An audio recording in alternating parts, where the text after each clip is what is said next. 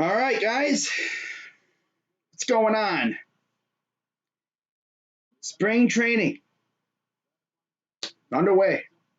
But yeah, before I get into talking about it, what's going on, everybody? Crazy Dog back with an Indians live stream. Damn, I haven't talked about the Indians really at all. But there's good reason because nothing has been going on to talk about. And, you know, the Indians, it's really tough being an Indians fan. Or I guess I shouldn't even call them the Indians. That's why I have Cleveland baseball team. I don't even call them I'm not even going to put Indians in the title because this is the last year, I'm pretty sure, of them being called the Indians. But, yeah, like, this team, I mean, every year, Indians fans or Cleveland baseball team fans sit back after the season's over and they're like, okay, so how different is this team going to look next year?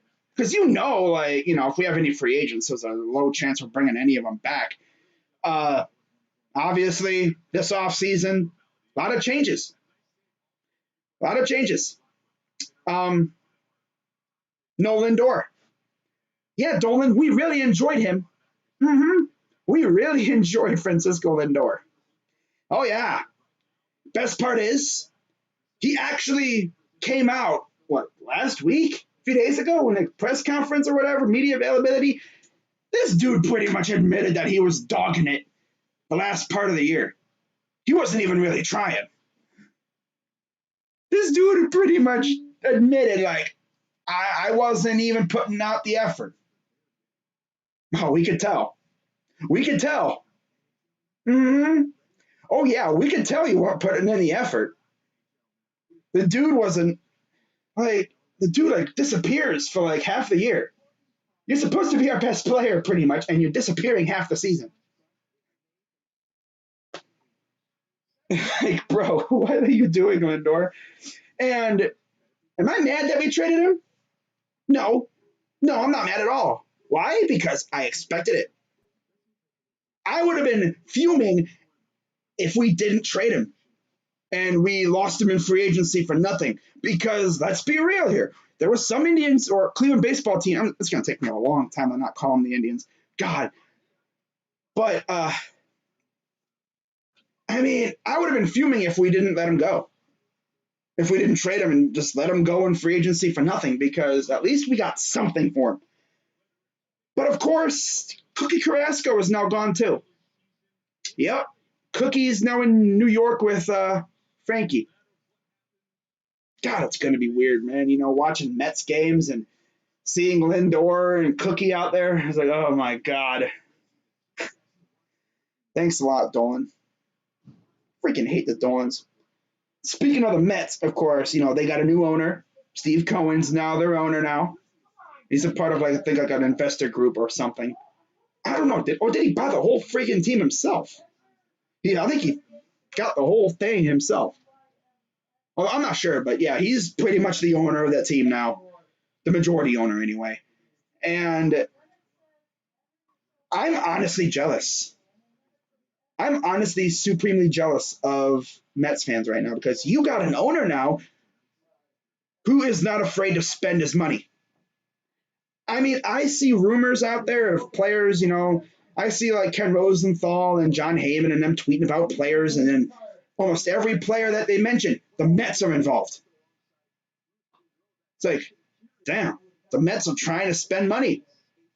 Meanwhile, Dolan, he spent $8 million on Eddie Rosario. Now, I love Eddie, good player. Obviously, Cleveland baseball team fans know him very well. He killed us with the Twins. Always would just murder us with the Twins. No matter how hard we tried, he would always beat us. What's up, Brett? Big play. What's up, Eric?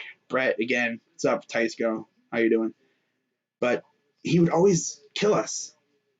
Whether it's clutch hits or making a big play in the outfield, he would always find a way to, beat us. And of course, he was like Barry Bonds at Progressive Field, which is now his home for a year until he goes crazy this season and then he gets the bag somewhere else because we know we're not going to keep him around. That's for damn sure. But anyways, in this stream, guys, I'm going to what's up, BC? But yeah, I'm glad we have Eddie now. I just hope that Eddie breaks this little stigma that has developed where any free agent outfielders we bring in turn the garbage. I mean, look at who we brought in the past couple of years. Cargo. Nah. Domingo Santana. Nah. Who else did we bring in? Well, we had Puig, although that was a trade, and he kind of didn't hit a lot of bombs, but he did get some good hits, and he did have that cannon of an arm. But Eddie Rosario, I mean, he can hit dongs. He's all right in the outfield. I mean, I'm kind of intrigued to see what he can do. I mean, he knows the AL Central, being as he's played against the Royals, the White Sox, and the Tigers, and us, of course. But now, he knows the AL Central. It'll be interesting to see what happens. But let's talk about this schedule that came out a couple days ago in terms of like broadcasting. Now, spring training season starts tomorrow against the Reds. And shout out Mandy Bell, one of the beat writers for the baseball team. They're actually having an intra-squad scrimmage today, a game. And pitchers participating in that today are Aaron Savale, Logan Allen, Kyle Nelson, and Anthony Gose? Gose? Cool. Tomorrow it'll be Cal Quantrill, Tristan McKenzie, James Karinchak, Brian Shaw. Yeah, he's back. And Heath Hembry. So if you're wondering, since when did Brian Shaw come back? Well, we signed him to a minor league deal a few weeks ago. Same thing with Heath Hembry. In fact, I think we signed them both at the same time. So they'll both be pitching tomorrow against the Reds.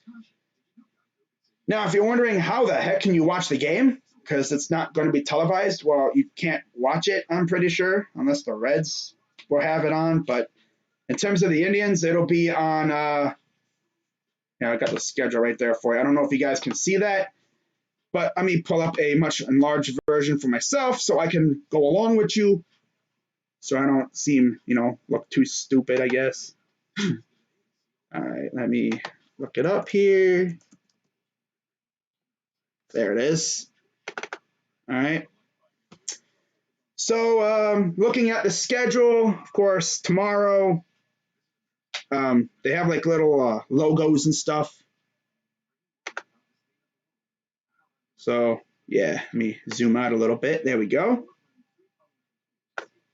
But yeah, they're at home, although technically us and Cincy, we share a facility, so that's pretty dope. We play on our first actual game, in which it'll be somewhat televised, I believe, will be on Friday against the Cubs. Our first legit game that'll be on Sports Time Ohio, which is the station where the Indians are shown. That will be trying to find it. No, that might actually be okay. It might be on Sports Time Ohio on Friday. Okay, that's cool. But yeah, we don't have that many games on TV. That's always the sucky part, But it's spring training. Not gonna get too, angry at that. It's whatever. But there's the schedule. Pretty cool, Spring training's already here. So get rid of that. But now let's take a look at the roster. Now, right off the bat, you look at our schedule. Again, I'm going to just buzz through the schedule real quick. Of course, tomorrow we have the Reds. We have the Royals, Mariners, D-backs, Brewers, Cubs, White Sox. Notice, obviously, no split squad scrimmages. Those were always a staple in previous years. You would have like one part of your team playing one team, somewhere and then another part of your team playing somewhere else. Well, obviously, with what's going on, they're not having that, and kind of happy because, those games really weren't usually televised, but yeah, it'll be interesting to see what these guys look like. But let's take a look now at the roster, starting with the 40 man. These guys are probably going to be on the roster, although 40 man rosters constantly change. We actually claimed somebody a few days ago, outfielder Harold Ramirez from the Marlins. We DFA'd Jordan Humphreys. So it's probably one of the many moves we're going to see over the next few weeks as spring training gets going. But you look at our pitching rotation. Obviously, Logan Allen, Bieber, Savale, Manuel Clase is back. He was suspended all last year. Good to see you back. Hopefully, he keeps his head on his shoulders, doesn't do something stupid. He's probably going to be the closer. Clase, the closer. Nice. Either him or Karinchak. One of those two guys would be the closer. I mean, they could both be the closer.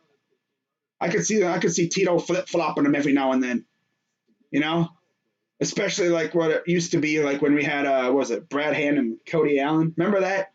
We had like Brad Hand and Cody Allen. Remember when we had Andrew Miller? That dude was lethal for like 1 year, and then Tito just used him. I think he broke him. Tito broke Andrew Miller. Yeah, he was very aggressive with Andrew Miller when we brought him in. Very aggressive. We'd get a lead at playoffs. We'd get a lead, let's say 5th, 6th inning. Okay, Miller, you're up. Get in the pen. Get going. The moment we would get a lead, I could just picture Tito, like we'd score a run, get a lead, 6th inning. He'd go to the phone. Okay, get Miller up. That's the way it'd be. I mean, he would essentially freeze the lineup until he got exposed by the Cubs in the World Series, and then the year after that, he just couldn't stay healthy. Ooh. But he was fantastic though when he was healthy. He was damn near unhittable at times too. But yeah, I mean, Sam Hentges, one of the young guys, Cam Hill, saw some time last year. James Karinchak, as I mentioned, Phil Maton, Tristan McKenzie, John Carlos Mejia. I think he's like, a double-A kind of guy. Probably not going to see much of him, if any of him, during the regular season. Eli Morgan, Scott Moss, Kyle Nelson, Zach Plazak. Yeah. I essentially call him Clevenger 2.0 because he literally kind of acts like Clevenger a little bit.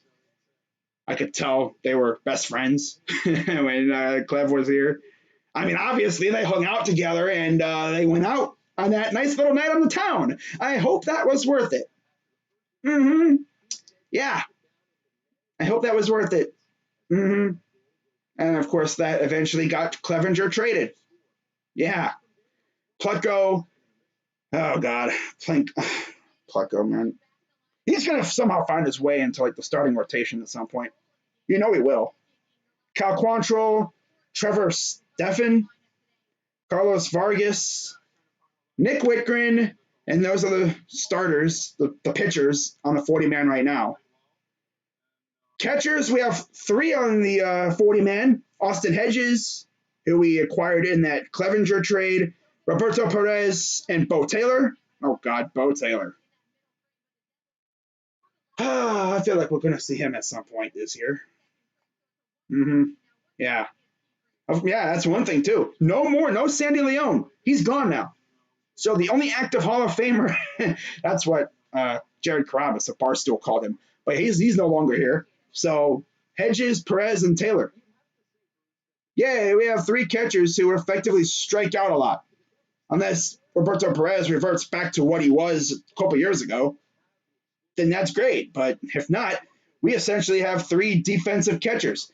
When was the last time we really had an offensive catcher? Victor Martinez? Yan Gomes? Yeah, it was kind of on the defensive, but, I mean, he was very good on the defensive side. Dude was gunning people down left and right. I mean, Indians fans, had this little thing called "Don't Run on Jan," because you try to steal a base on him, you're probably going to get gunned down. I mean, Roberto is still great. Don't get me wrong. It's just Hedges. I mean, what does he really bring to the table? Nothing really. Bo Taylor. I hope I don't see him this year. He was not good last year. There was a point where last year he could not buy a hit. Then comes the infield, and okay, this is going to be a fun group to watch. Gabriel Arias came over in the Clevenger trade. Bobby Bradley, who I actually thought we DFA'd him because I did not hear a peep out of him all year. But I mean, I haven't really heard much out of him in spring training yet either. I want to see what he does because he's of course going to be fighting for the first base as well. Yu Chang, Ernie Clement, Andres Jimenez, another. He was one of the guys that we brought in the Lindor trade. Cesar Hernandez, who came back for another year. Nolan Jones, who we might see some of him this year in the regular season. Most likely in the outfield, especially if the outfield is struggling a little bit. I could see them bringing in Nolan, putting him in the outfield just to get his feet wet in the majors. And then once Cesar eventually leaves, you take Jose Ramirez, move him to second, you put Nolan at third, and boom, there you go. And then, of course, you got Ahmed Rosario and Jose, obviously. But Ahmed Rosario, he'll be fighting for time at shortstop. God, it's going to be weird. We're going to have a legit shortstop by committee, it seems like now. We had Lindor for how many years, and now we got a freaking army of shortstops. Like, legit, you look at the Indians' farm system, it's like an army of shortstops. But usually shortstops are the best players on their teams, so they could be playing other positions. We'll see what our development team puts them through. But then you look at the outfield, and we, of course, got Jake Bauers, who did not see a lick of time last year. Kind of happy about that because he was not good. He essentially got a year off, pretty much. Daniel Johnson saw a little bit of time. He was all right. Jordan Luplow, the lefty masher. Yeah, he did that thing last year. Oscar Mercado, straight up sucked last year. He needs to have a big year this year because he was great his rookie year. Last year, he stunk. He stunk. It was like, bro, would you rather have Delano DeShields or Mercado in center field? Can't we just have it, like, I'd rather have it empty because they both kind of stunk. Delano didn't do much of anything except for he's a good bunter, which Tito loves to bunt. By the way, Tito, that dude, man, he's gone through a crap ton of stuff the past couple of months. The dude had, I think, gout in his foot, and then he had to have a procedure on his foot too because he had, what, a staph infection? Damn, Tito, what the hell, bro? Damn. That dude's having a crazy amount of health issues lately. I hope he can coach the whole year. Oh, well. But yeah, Mercado, Josh Naylor, who obviously showed out in the playoffs. He actually did pretty good. Yeah. And he has a brother on in the farm system too. Bo Naylor will be coming up in maybe 2 years or so. So that's cool. Franmil Reyes and Howard Ramirez, who I mentioned, we claimed from the Marlins. We'll see if he can bring anything. I mean, he could possibly squeak onto the roster. Who knows? Franmil Reyes, of course, the dude who hits moonshots, but he strikes out an awful lot. I mean, last year the dude could not buy a hit, and then it's like he just looked at himself in the mirror and said, what the hell am I doing? I need to fix something. And then all of a sudden, flick of a wrist, this dude's hitting moonshots. Like, the dude hits moonshots when he connects. He needs to settle down. And then you got my guy, Eddie Rosario, the old Indian killer. That sounds so weird. Can't say that. Nope. He was our he essentially was our kryptonite, man. I mean, every year he would do something against us, and it'd be like, wow, of course. He would either hit a bomb against us, make a big play in the outfield, get a clutch hit or something. And we got him. We brought in Eddie Rosario, probably the biggest move we've made this year. And then we got Bradley Zimmer. Yeah, I want to see Eddie Rosario go bury Bonds in the stadium. Now, you know what? Want to know something funny about the Eddie Rosario signing? So, as you guys probably know by now, the Dolans don't spend money. And you look at our current payroll, or at least at the time of the signing, we were bottom tier. We were like the lowest payroll in the league. And the Dolans actually went over payroll to bring in Eddie Rosario. Ooh, look at you living on the edge, going over $30 million. Ooh, you went over $30 million. Ooh. Oh my God. Like I said, when the Mets got a new ownership, I was very jealous. I was like, wow, the Mets actually got new owners. And guess what? Steve Cohen, he's not afraid to spend. He's the richest owner in the freaking league, and he's out here throwing money around like, you're good. Get money. You're good. I like you. Get money. James McCann, here's some dough for you. Who else did they sign? They signed a lot of guys. So they threw money at some good players. They're going to be a playoff team. They're probably going to maybe win their division. Mets fans are loving themselves. They're feeling themselves right now. I mean, I would too if I freaking low-key kind of swindled Dolan. Because Dolan don't spend. You know, that's why I always say, like, Dolan is a discount owner. Yeah. Now, let's take a look at the guys who are going to be fighting for a spot, a.k.a. the non-roster guys. This is where Dolan's moves came from. He signed like 20 freaking non-roster invitees, minor league deals. While that's loading up, let's look at the chat. What's up, LeBron913? Yeah, I mean, the spring training schedule, it's going to be kind of lenient because we're playing only teams in Arizona. We used to be in Florida a long time ago, but they moved to Arizona earlier in the 2000s, and it's all right. Do I think the Cavs will make the playoffs? No. Unless we go on a long run, we're not making the playoffs. And speaking of which, once the first part of the season ends, I will do a video talking about the second half. And honestly, the second half of the schedule doesn't look nearly as bad. I mean, I've glanced at it a little bit, but from what I've seen and heard, there's not a month from hell, pretty much. But yeah, the Cavs have won 2 straight games, believe it or not. But looking at the non-roster invitees, these are the guys that do not have a guaranteed spot. And for these guys to make it, they, of course, would have to be put on the 40-man. And I'm interested to see how many of these guys actually maybe make the team. But we have Kyle Dowdy, who I believe we got in the Leonis Martin trade. Yeah, we got Kyle Dowdy and Leonis Martin for, what was it, Will Benson or something like that? It was one of the Wills. Willie Castro or Benson? I think it was Castro. I'm not sure. But, yeah, he's a double-A, triple-A kind of pitcher right now. He might make it. Anthony Gosey, now he's got a very interesting story. He used to be an outfielder, but now he's a pitcher. Kind of reminds you of that guy for the Reds. Lorenzen? I would have him on the roster as like that guy that, when you're playing against a National League team and you're kind of running low on pinch hitters, you just have him go out there and pitch and keep him stash him in the outfield. Because he can hit too, I'm sure. I mean, he used to be an outfielder. I'm sure he has a good bat. He's a lefty. Couldn't hurt.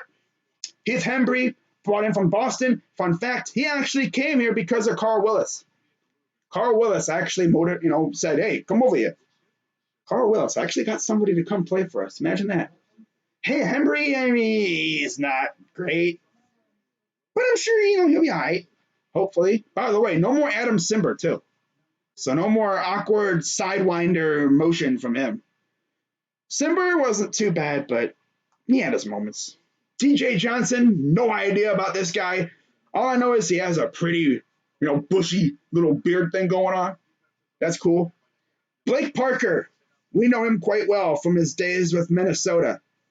He was pretty good for Philly last year, and Philly's bullpen was trash. Tells you a lot when he was the best reliever in their bullpen. Oliver Perez is back for what seems like his 30th year in the league. The dude just keeps coming back, and honestly, I like Oliver. You know, he's essentially the go-to guy when you're in a jam. And of course Tito loved to use him as his one hitter wonder kind of guy. He'll come in for one hitter, and then right after that hitter's, he'll be like, okay, get out. But now with that new rule, he has to kind of come out there for three pitchers unless it's at the end of an inning. Then you have Nick Sandlin, who's a minor league guy, might be able to slip into the roster. And then Brian Shaw, our old friend. Brian Shaw's back. Yay! I can't wait to see Indians fans on Twitter rage about how he freaking blew a game or something. Give up a home run with bases loaded or something. I don't know.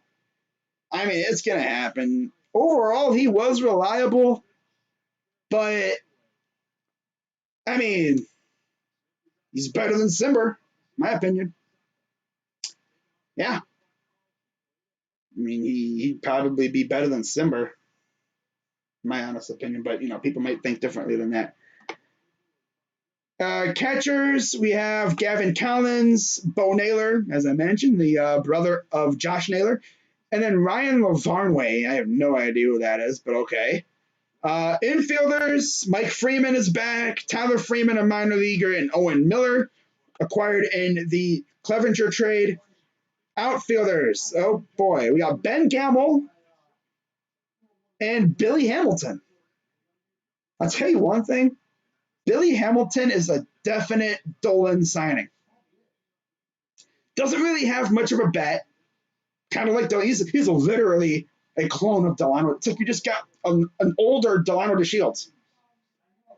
Doesn't have much of a bat, although he did look better in terms of how he played, last year with the Cubs. But, man, it's just, he's really good in the outfield. That's good. He's good in the outfield. And he can steal bases. Very aggressive on the base paths. Gamble, he can hit pretty good. Yeah. But this is where pretty much Dolan did his damage. Minor leaguers, all that good stuff. But yeah, so that's the roster. I'm not going to go through the schedule until probably after spring training. I'll do another stream just pretty much going over the 25-man roster and then doing my schedule prediction.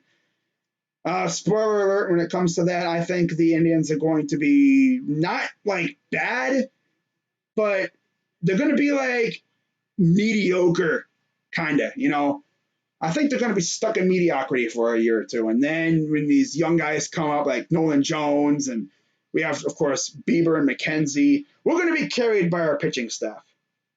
I already know it. We're going to be carried by our pitching staff. And you look at who we got coming up.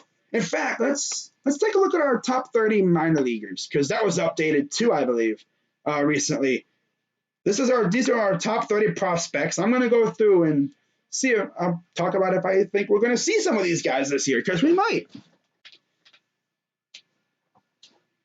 So, of course, Nolan Jones, number one prospect in the farm. We're going to see him at some point this year. Tyler Freeman, maybe in a year or two, definitely, especially at shortstop. I could definitely see it. Tristan McKenzie, he's already up in the majors. He's already up in the majors. Bo Naylor, maybe 2 years or so, definitely. George Valera, they say 3 years, 2-3 years. Again, outfielder, maybe, probably 2 years at the earliest. Gabriel Arias, another shortstop. I wasn't lying when I said we had an army of shortstops. They say ETA is 2022. I can see it. Yeah. Probably at the latest, probably 3 years, 4 years, but definitely 2 is the earliest. Daniel Espino, rookie ball. Dude throws flames from what I hear. He's a pitcher. If he's really good, I could definitely what happened? Oh, there's that. Oh, wow. Yeah. Espino, I heard he can throw fire. I'm pretty sure I've heard he can hit triple digits. So if he's really good, he could be up in 2 years. They say 2023 for his ETA. Brian Rocchio, shortstop, rookie baller, probably 3 years, maybe four. Latest, probably five, if anything. Aaron Bracho, what is he, a freaking outfielder? Second baseman. Okay, wow. Rookie baller, Ethan Hankins, another hard thrower, 2, 3 years. Gabriel Rodriguez, Josh Wolf, who we acquired in the Lindor trade. Carson Tucker, son, son, oh my God, brother of Cole Tucker. We just drafted him. We're not going to see him for a while. Bobby Bradley, he's in the majors now. Tanner Burns, another draft pick from last year. Probably going to see him 3, maybe 4 years, depending on how good he is. Isaiah Green, I think he was another guy we acquired in the Lindor trade. Rookie baller, not going to see him for a while. Joey Cantillo, acquired in the Clevenger trade. He's AA, so maybe this year we could see a little bit of him in the bullpen, depending on if guys are healthy or not. If there's a lot of injuries, we could see him. Daniel Johnson, already in the majors. P.D. Halpin, I think he was a draft pick, so we're not going to see him for a while. Owen Miller, AA. Emmanuel Clase in the majors. Martinez, you have Logan Allen's in. There have 2 Logan Allens. That's one thing you got to remember. We have 2 Logan Allens now. He's a lefty. I think same state too. Kind of weird, but he's in rookie ball. We're not going to see him for a minute. Vargas, I guess he's already in the majors. Interesting. Okay. And then you have Milan Tolentino, another draft pick. Scott Moss is in the majors. Jose Tena, rookie baller. Sam Hentges, majors. Lenny Torres, rookie ball. Nick Sandlin, AA. So yeah, pretty much if you're in AA, there's a chance we could see you come September. Maybe even earlier, depending on the health of the squad. But that is pretty much going to wrap it up for this one. Again, once spring training is over and the 25-man roster is finalized, I will do another live stream going over that, and then I'll go through the schedule, and I'll give you my first and final score prediction, or schedule prediction, as the Blue Jackets just scored. I think that was Roslovic or Atkinson, I think. It might have been Atkinson, because everyone's patting him on the head. So Cam Atkinson just scored again. Dude is on fire right now. And that's because of Laine, right? I mean, Laine and Roslovic came here, and all of a sudden this dude, who couldn't buy a goal for his life, is all of a sudden scoring crazy amounts of goals. So you love to see it. But yeah, that's going to wrap it up for this live stream, guys. And I will see you probably in a couple days for Cavs. I might do a Cavs stream in a couple days definitely before the All-Star break. I might do their next game against the Rockets. But yeah, they play the Sixers tonight. Hopefully they can win and keep it going. So with that being said, do I miss Lindor? Yeah, I miss him. It's going to be weird not seeing that big smile of his at shortstop. Jose Ramirez even said in his media availability a few days ago that he's going to have to get used to the fact that when he goes to, play a grounder, he's going to look to his left, and he's not going to have Lindor practically all up in his grill half the time, because Lindor would literally be zooming into his area and taking the ball away from him pretty much. But honestly, I'm pretty sure Jose didn't mind, because Lindor would always make a crazy play, and it's going to be weird not having a top 5 player at his position at shortstop. Now, of course, Rockies fans know how we feel, because, sorry to do this to you, Rockies fans, if there's any watching, but damn, that's tough. You ever think our situation was bad? At least we didn't literally not only trade our star player, but at least we didn't give the team we're trading him to $50 million to go along with it. The Rockies essentially sent poor old Nolan, or not poor old Arenado, because he's going to St. Louis. Dude's going to ball there, I'm pretty sure. Unless, the Coors effect really helped him out. But I don't know. But they literally sent Nolan Arenado to St. Louis with a big old sack full of cash. It's like, okay, Nolan, you're going to St. Louis and take this big old sack of cash with you too, because we're sending $50 million with you. Yeah, the Rockies just did not have a good offseason. I thought we had a bad offseason, but their offseason was worse. Oh my God, they didn't do anything either. They signed what, a couple guys, two guys to minor league deals. I mean, at least Dolan kind of splurged with minor league deals. He kind of went crazy with them. That's how he operates. That's how the Dolans operate. They don't sign guys to actual major league deals. They sign guys to minor league deals. That's what they do. You know, discount Dolan. Gotta love it. So, with that being said, guys, I'm going to head on out of here. Hope you guys have a great rest of your day. I'll see you guys in a couple of days when the Cavs, I think, play the Rockets. But until then, I'm Crazy Dog. Let's go, Tribe. And I'm out.